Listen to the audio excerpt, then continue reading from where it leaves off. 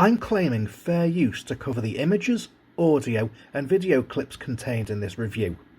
They're here to give background and illustrative information regarding the topic, and I acknowledge that all material belongs to the copyright holders. Please proceed with caution if you're of a nervous disposition or a light stomach, as we're diving into 80s horror again, and there may be some gory parts included.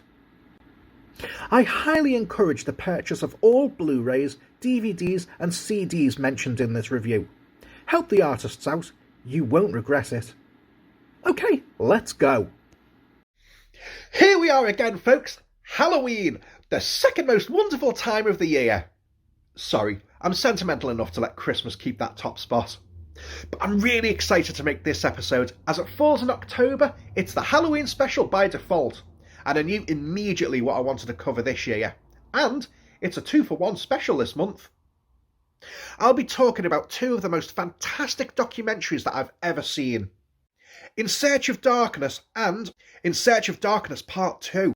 Absolutely epic documentaries, each spanning 4 hours, looking at the horror movie genre in the 1980s. I've literally spent 20 hours of my life watching and rewatching these documentaries. They're made with a genuine love and appreciation for the genre, featuring the actors and technicians who brought our nightmares to life, and is a testament to and justification of our love of these crazy, inventive and over-the-top movies. Join me as we head into the darkness to take a look at a combined 8-hour documentary, soon to be 12, to relive the thrills, chills and scares of one of the most inventive, creative and insane decades in filmmaking history.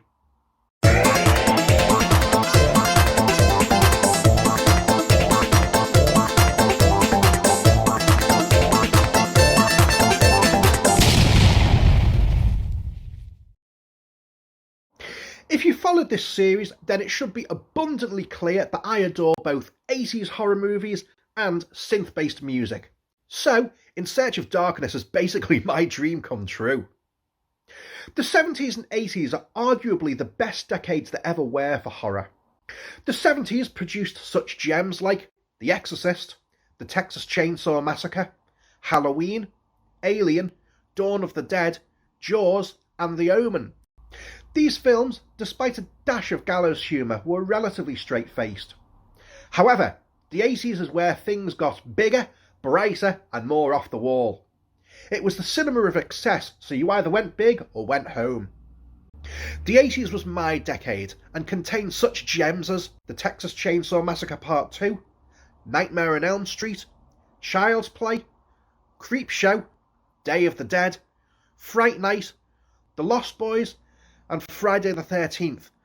It also had some of the most batshit crazy ideas for horror movies too, including Killer Clowns from Outer Space, The Stuff, Society, and Hollywood Chainsaw Hookers. In 2018, a campaign appeared on both Kickstarter and Indiegogo, billed as the ultimate 80s horror documentary. It took me 0.0 of a second to decide to throw in on it. If I was excited by the pitch description, I was ecstatic after watching the trailer. Hi, I'm Chucky. Wanna play? So this is the 80s. It was a free-for-all for concepts. When your guard is down, that. Very impressive gore. I just think they're hilarious. It's showtime. 80s horror was honest. Most horrifying things that I'd ever seen. Terrific. It felt like a simpler time. Good and evil, right and wrong.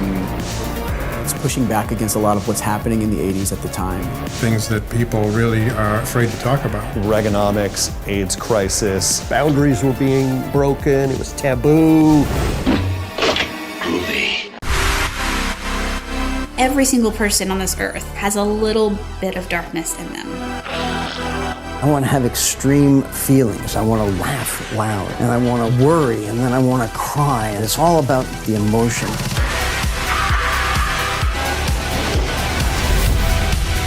I was the kid in Stranger Things that would hop on my bike with all my friends, ride down to the video store, rent a stack of horror movies. We were all in the moment and making stuff up. I love the magic of the movies. We don't take ourselves seriously, but we take the movies very seriously. Nostalgia is powerful. Guilty pleasure? I'm not guilty about it. I don't feel guilty. I think it's great.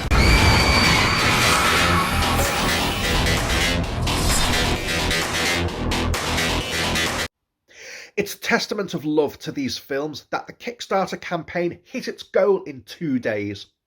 Fans knew that this would be the real deal. However, did it deliver the goods upon arrival? Yes it did, in absolute buckets. I received my copy just before Christmas of 2019, and this allowed me an opportunity to relive my teenage years. As a teen in the 90s, I was afforded a lot more freedom to watch horror movies. As I was an incredibly impressionable child, I never watched any of the main horror movies on release. Nothing rated 18, although I do remember watching Troll and House 2 as a kid. Until about 1995, there were only 4 UK TV channels: BBC, BBC Two, ITV and Channel 4. Cable and satellite weren't as affordable back then, so there was a lot more variety over the TV schedules. I stayed up till stupid o'clock in the morning watching whatever cult and obscure films were being shown. Movies like Psycho, Night of the Creeps and Q, the Winged Serpent. I always associate Poltergeist with Christmas, as I remember my folks taping it, and I watched it after school the day that I broke up for the Christmas holidays. Thus, I took my first steps on the road to horror fandom. When I got the film, I bought myself a bottle of vodka and a pack of grape Fanta and blitzed the entire film from 11 at night till 2:30 in the morning, basking in a warm, festive glow. And it really did take me back to my teenage years of watching classic horror late on a holiday night. I had an absolute blast. It was an encapsulation of everything I love about these horror movies. The contributors were talking from a place of genuine affection and understanding of what makes these films so appealing, and they summed up my love for the genre. Let's break the film down now, so you can see exactly what you get when you watch it. The film covers the entire decade, split into each year. It then examines between 6 to 13 films released within those 12 months, showing clips from the movies intercut with talking head interviews, featuring personalities from all aspects of the horror genre. At the time, there was no indication of a sequel. At 4 hours, it was unthinkable there would be anything else to cover, so all the big hitters are covered here. Nightmare on Elm Street, Halloween 2, Friday the 13th, Texas Chainsaw Massacre 2, The Thing, Creepshow, etc. However, the fun was in discovering obscure and cult movies you may have missed if you were around back in the day. Titles such as The Stuff, Basket Case, Sleepaway Camp, My Bloody Valentine and The Toxic Avenger, to name but a few. In total, there's about 81 films covered, some in depth, others just glanced over.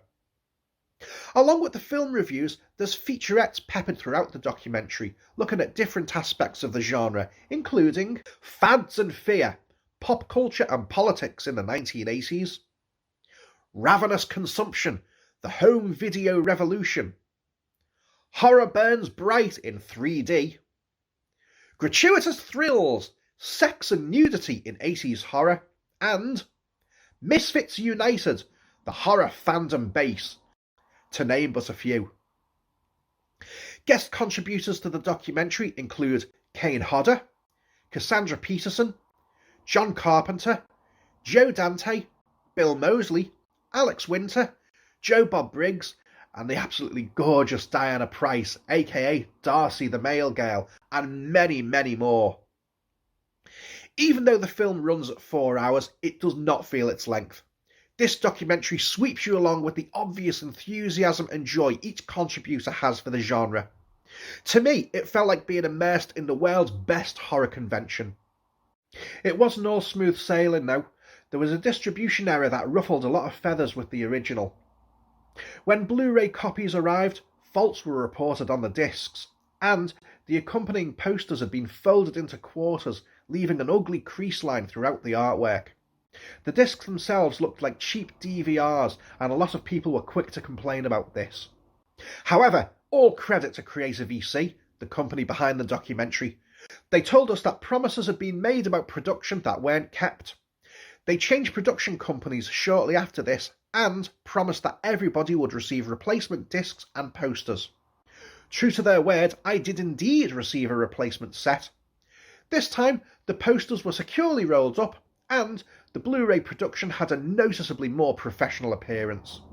And there's never been an issue like that since, with either In Search of Darkness 2 or In Search of Tomorrow.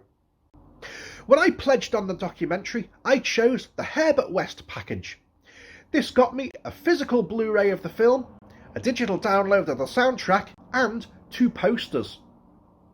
So, I just want to spend a moment on the artwork associated with the documentary.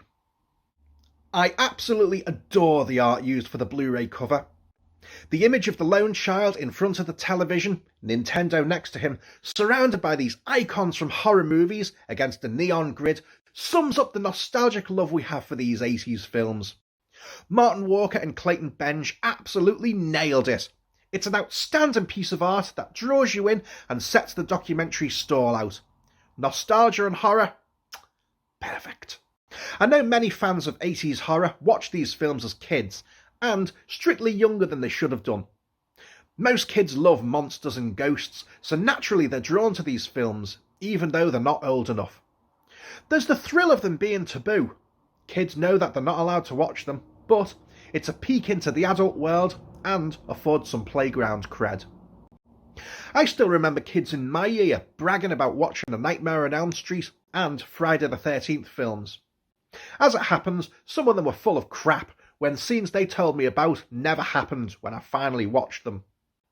Like I said, I wasn't allowed to watch these films growing up, but that didn't stop them from terrifying me. I had nightmares and many sleepless nights just thinking about various video covers I'd seen in the rental shop. But mainly the store poster for Nightmare on Elm Street 1 and 2, created by the wonderful Graham Humphreys. Those posters showed Freddy and just left the rest to my imagination, which scared me from going to sleep. In fact, after researching this online, Mr. Humphreys was responsible for the majority of my nightmare-inducing video covers. I met Graham a few years back, and he was lovely and gracious when I told him about this. Great guy, fantastic artist. Which brings us neatly onto the second poster, which was created by Graham Humphreys. And it's as usual fantastic work. I love this poster. The colours are so vivid, the characters just pop out. It's a feast for the eyes, with so much detail and attention. And it's a great representation for the film too, by having the icons there, like Freddy, Jason, Chucky and Michael Myers, but also including more cult figures such as the Reverend Cain from Poltergeist 2, Pumpkinhead and The Fly. All in all, an absolutely gorgeous poster that will be pride to place on any horror fan's wall. I can't recommend In Search of Darkness highly enough. At 4 hours long, it might be too much for some in one sitting, but it's such a fun movie and rewards multiple viewings because it gives you such an insight into the making of and legacy of these movies. Unfortunately, the DVD and Blu-ray were exclusive to the Kickstarter campaign, and I believe they go for silly money on eBay these days. However, you can stream them on Shudder, but if, like me, you have to have physical copies, there may be an opportunity, and I'll let you know about that at the end of the video.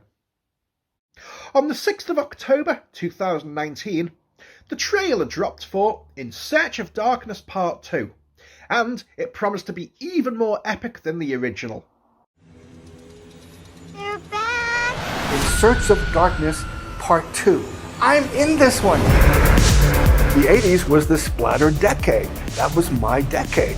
There was something really dark and sexy and strange. Crazy stuff. It's like a roller coaster ride. People love this stuff. There really was a shift of a whole new generation of monster makers. That was so clever and creative. We were rock stars in the 80s. Tom Savini came to us and said, I want to cut somebody's head off. I was called the Sultan of Splatter, the Wizard of Gore. I think it's one of the finest ways of murdering someone. How could you let me watch that? It was something that your parents hated. That was one of the attractions of it. It is just a shredder. The essence of sex and violence. It never ceases to amaze me. I just couldn't get enough. I remember having to stop it because it was getting so rattled. That's an image that I'll never forget.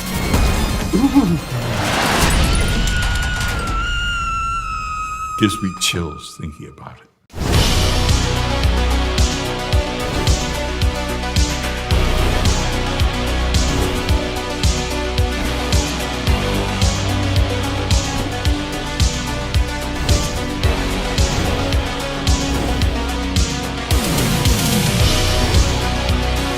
Making the film was so interesting technically. When he started to turn into a zombie, he had me on the floor. Just remember, I gave him life.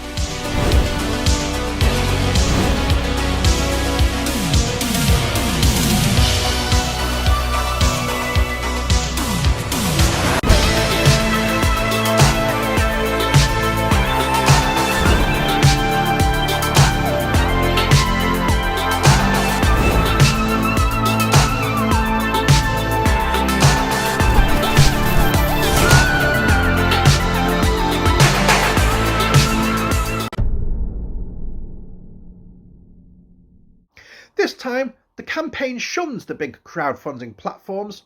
It set up its own website and sold the sequel off as a standard bundle. And I think it was about literally 5 minutes after the site went live that my credit card details went in.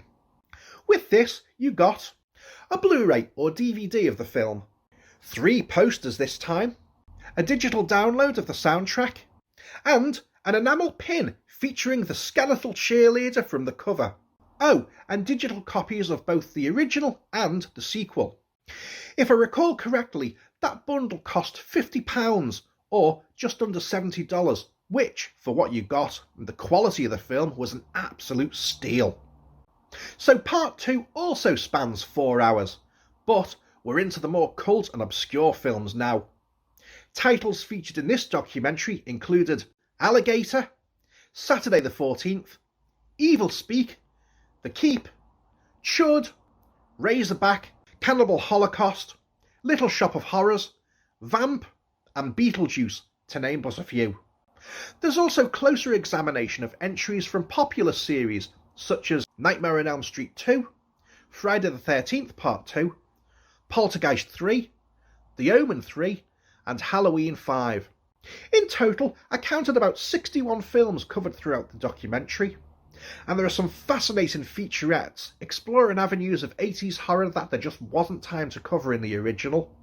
And some of these include Children in Horror, The Good, the Bad, and the Vulnerable, Fiendishly Funny, Comedy in 80s Horror, 8-Bit Adventures, Classic Horror Video Games, and Left Hanging, Unmade Horror Passion Projects. There's also wonderful profile pieces on Nancy Allen, Robert Englund, Linnea Quigley, and Tom Savini, each one discussing their views and contribution to the genre. Like the original, it still has the same joy and enthusiasm that sweeps you along on a tide of enjoyment. There were a few things I learned about some of these more obscure films, including J.J. Abrams composed the soundtrack to the film Night Beast when he was 16, and that Bill Moseley suggested a Texas Chainsaw Massacre sequel, which saw the Sawyer clan living in New York with Stretch and Leatherface married, Chop Top as a club DJ, and Drayton running a successful and famous chili restaurant. How that would have squared with the conclusion of Part 2, though, beats me. Fun idea. Those 2 are free. You'll have to watch the documentary for more. There's a wider scope than just the American film scene in Part 2. There's a featurette called Cinema Horror Italiano, Giallo and the 80s Italian Invasion, which examines the surrealism, tropes, and influences on the Italian horror films that travelled stateside.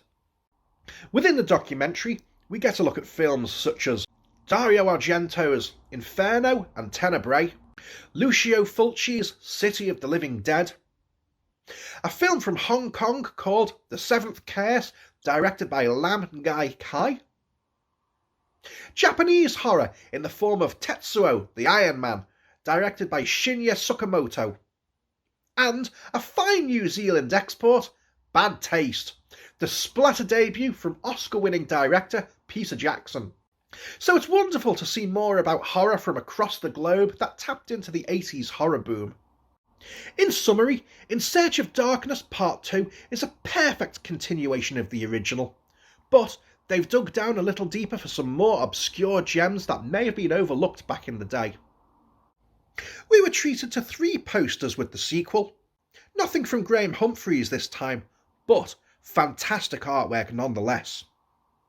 Clayton Benge created the main cover illustration, once again incorporating the child in front of the television, surrounded by VHS tapes while assorted villains peer out from the sequel numerals.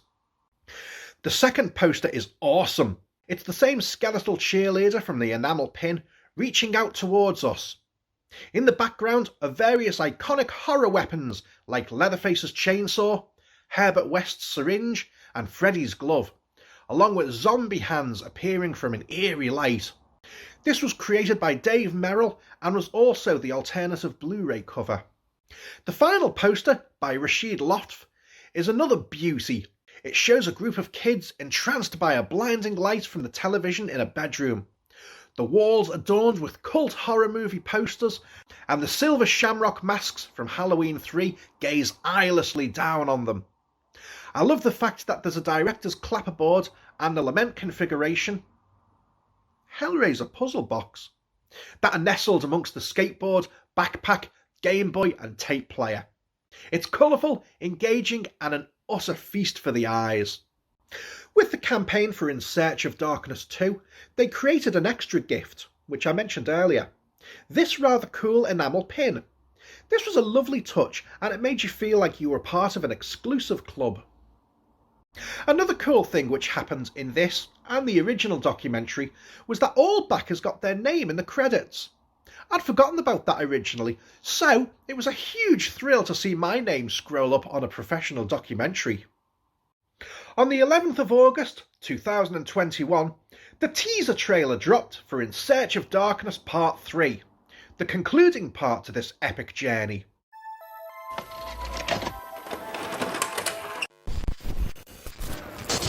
Just when you thought you had seen it all, something new is waiting. You've read about it. You've heard about it. Prepare to be pulverized, traumatized, and hospitalized by Part 3. It's exactly what you think it is. Does that sound entertaining?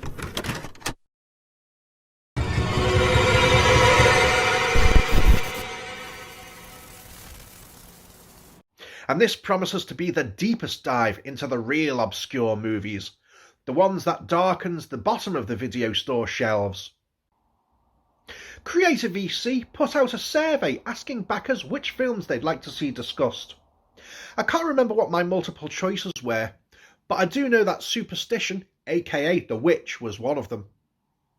Part 3 is also an hour longer than parts 1 and 2, so the concluding chapter is 5 hours long. I can't wait. Now, I said earlier that there was a chance to get hold of the physical copies of the documentaries, but you've only got until the 31st of October, Halloween, to get in on this. Go to the official In Search of Darkness ordering page where you can buy Part 3 or a special trilogy bundle. This comes to just under $119.99 or 105 UK pounds. That is definitely worth it for 13 hours worth of entertainment. And you get some extras and your name in the credits as well.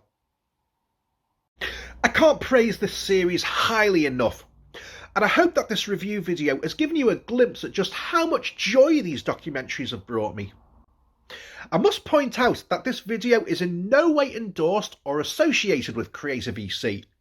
Nor am I an employee or relative of an employee of Creative EC.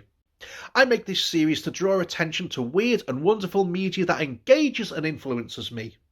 And, as I've mentioned many times before, 80s horror and synth music are at the top of the list, and this series ticks both of those boxes and is naturally awesome. That said, if anyone from Creative EC watches this and likes it, well, one of those trilogy slipcovers wouldn't go unappreciated, eh? I want to wish you all a fantastic Halloween. Sorry for the delay in making new episodes. I've been working on an animated music video for local Liverpool band Joe Symes and the Loving Kind, so why not give that a watch? I also had 3 months of health troubles which landed me in the hospital and prevented me from doing anything. However, I'm on the mend and it's hopefully all behind me now. No 15-second horror shorts this year, I'm afraid, but they're still the ones I made over the past 5 years, so why not give them another go? I said at the end of my previous video that I'd be reviewing Danny Elfman's last album, Big Mess. That's been bumped up an episode so that I could cover this for Halloween, so Big Mess will be the next one up. Until then, why not check out past episodes of Amazing World of Stuff? Episode 1 looks at the Garbage Pail Kids sticker series, Revenge of Oh the Horrible. There's parodies of most of the 80s horror movies included in this documentary. Episode 2 looks at Terror, a rare horror magazine from the UK in the early 90s, a fascinating snapshot of the state of horror at the time. Episode 3 looks at The Phantom of the Paradise, one of my favourite cult musical horror films.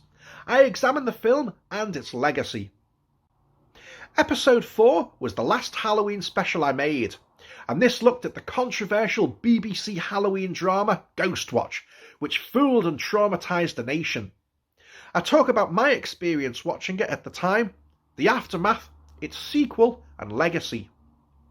Episode 5 covers a Kickstarter Christmas album by cult rock band Electric Six. I go through it track by track and the history of the songs covered. I even play some clips. Episode 6 looks at the book Scarred for Life, Volume 1, The 70s. A fantastically hefty book coming in at around 700 pages, looking at all aspects of the darker sides of popular culture, mainly aimed at kids, when TV shows weren't afraid to scare them. It also covers games, toys, snacks, movies and books. If it messed with your head in the 70s, it's probably in here. Episode 7 is all about Generation 1 Transformers toy Megatron, my most wanted toy from 84 to 86. I take a look at a history of the figure, what it meant to me, how modern day restrictions bar it from ever getting a UK or US re-release, and various offshoot merchandise depicting the character.